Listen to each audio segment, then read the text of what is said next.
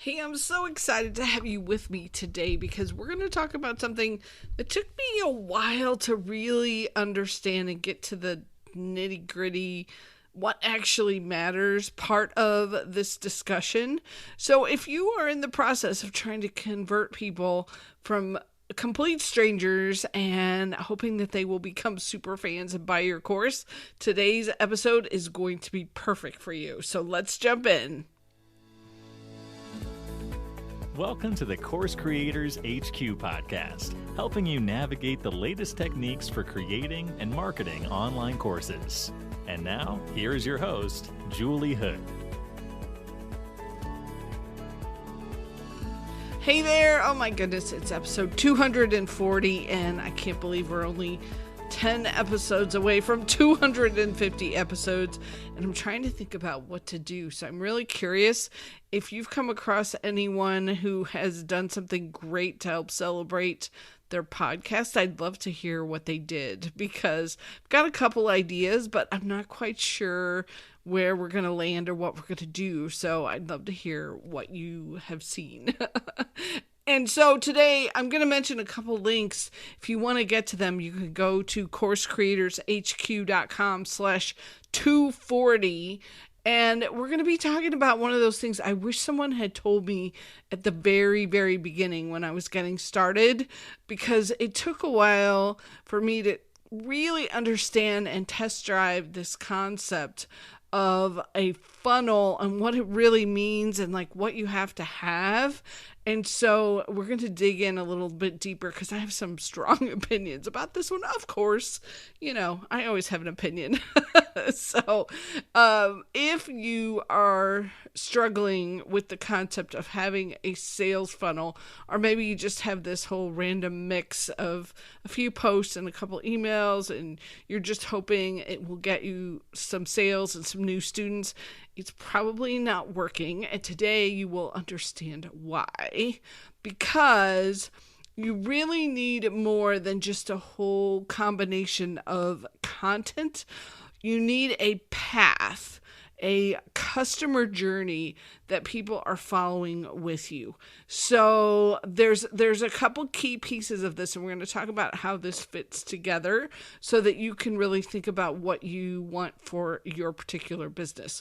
So if you think about your customers and the journey that they are on, first they notice you. So they find you somewhere, probably from a lead magnet or something that you're doing, maybe a podcast or you're a guest on a podcast, something like that. They find you, they say hello. Hopefully they jump in and get on your email list, because then they start getting curious. And I don't know if you've ever done this, but you come across somebody and you're like, "Ooh, that's really cool. I wonder what else they have." And they start like digging in to see what else you have, what else you can share, what else you have that they don't know about. Those are always my favorite ahas and people to find. So you want to have that set up ready for them. If somebody's really excited about finding you, share with them what all you have. So for example, I have a page on my site that talks about the different ways that we can work together. And then finally they get to that place where they're like, I am ready to jump in. I know this is the answer, the solution, the person that I am looking for, and I believe that they can help me. So that journey from that first time they notice you to where they're ready to commit and pay for something, that's where we want to put in a little thought and a little effort, because a really solid funnel makes this super smooth and kind of natural and hopefully even fun for them as they are discovering the different things that you can help them with. And it's not about like sleazy sales tactics or anything like that. It's really about figuring out, how am I going to build trust with this person? And it's a step-by-step thing. It's not an instantaneous, oh, woohoo, I found you and now I'm going to give you all my money. It's more of a step-by-step process where they come across things and they hear things from you and they get excited about what they're learning from you and they want to know what else you can do. So many people think that they need this really complicated funnel with all kinds of emails and steps and opt-ins, and you really, really don't. especially if you are going to regularly broadcast emails out to your audience. And this is what I recommend, because broadcasts go out and can do the role of a funnel a lot of times. So you have a launch and you're talking about your product and you're sharing and you're connecting and you're doing lives and you're doing Zoom calls and all of those things. Yes, you could put some of that same content into a funnel, but you're also doing it live with a broadcast. So this is where that whole "it's my business and I get to decide how I'm going to do this" concept comes in for your email. Because let me sort of explain a little bit more about what I'm talking about. So typically, most of the email tools that are out there have two different options. And one is an autoresponder. Sometimes they'll call it a sequence, an automated sequence. Depending on the tool, they have different names for it. And it usually gets lumped in with your funnel. It's all part of a funnel. Versus a broadcast email. And the differences I'll explain here. So a broadcast is something where I sit down, I write an email, and I schedule it to go out tomorrow to a certain group or to everyone on my list. And everybody who is currently subscribed gets that broadcast, and it goes out today. Somebody who signs up tomorrow or the next day, they don't get that broadcast because they weren't on the list.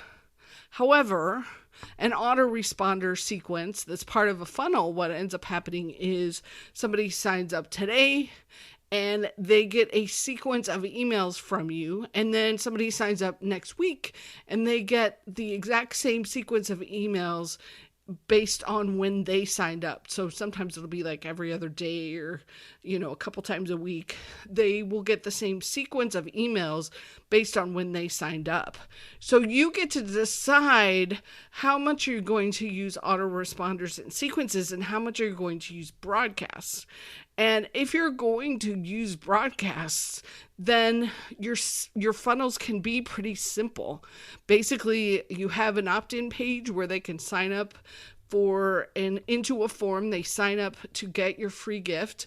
It takes them to a thank you page that says, "Hey, check your email," and then they get a welcome email from you. And that's your funnel. It's the opt-in, they get on your list, they get the free gift that they asked for, and they get a welcome email from you. And that might be it for your funnel. And then you use your broadcast emails to do the nurturing, to do the offers, to connect with people each week, which is generally pretty much how I do my stuff, because I just like being able to be current. Same sort of thing as with this podcast. Like, I like it to be current. I don't plan them out 6 months ahead of time. You get them within a couple weeks of when they get recorded. So the decision point here is, how much are you going to automate to have it automatically going out, and how much are you going to broadcast? So that's one of the things that we talk a lot about in coaching. And then the second piece of this is, how do you manage all of these different people and keep track of who's where and what sequences are they in, and should they get this broadcast or not? And the secret to doing all of that is tagging. And we talk about it a ton in Kajabi Kickstart, because Kajabi has a really robust tagging feature. So what that means is, when somebody opts in, they get tagged with an opt-in tag that says, hey, they opted in for the course creator planner, or they opted in for the webinar freebie. And that way I can go back and say, oh, I want to grab everybody that opted in for the webinar freebie, and I want to send them a special email. So it gives you a way to sort of keep track of where people are with you and what they have gotten a hold of. And so there's a certain tagging technique that I really like to use so that I can keep track of where are people in the funnel with me and where are they. Because the second piece of this that sort of goes hand in hand with your funnel is your customer journey. And the customer journey is, the way I want you to think about this is to think about all of the obstacles and questions that come up for someone who is going to be working with you, or things that are happening for them. So I've got another episode that I will share in the show notes for you about how to find your customer journey in different pieces of the puzzle. But basically, you are looking at where are they asking questions and what questions are they asking. So you can do some great searches now to help you figure these things out.